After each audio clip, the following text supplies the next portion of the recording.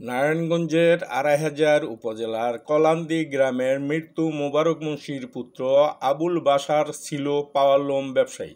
সে সময় উপযোগী সিদ্ধান্ত নিয়ে গরুর খামার করে নিজে স্বাবলম্বী হয়েছে এবং কর্মসংস্থানের সৃষ্টি করেছে। খামারে বিভিন্ন ধরনের ষাঁড়, দামড়া ও মহিষ রয়েছে।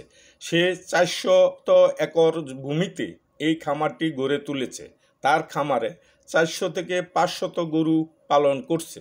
আরও সম্প্রসারণের কাজ চলছে। খামারে ৫০ থেকে ৬০ জন শ্রমিক কাজ করছে। আবুল বাশার বলেন, খাবার দিচ্ছেন প্রাকৃতিক ঘাস, খোল, ভুসি ও পানি। গরু ও মহিষ ওজনেও বিক্রি করেন। তার খামারে ৯০,০০০ থেকে ৩ লক্ষ টাকা মূল্যের গরু রয়েছে বলে তিনি জানিয়েছেন। উক্ত খামারে পরিবহন সুবিধা রয়েছে।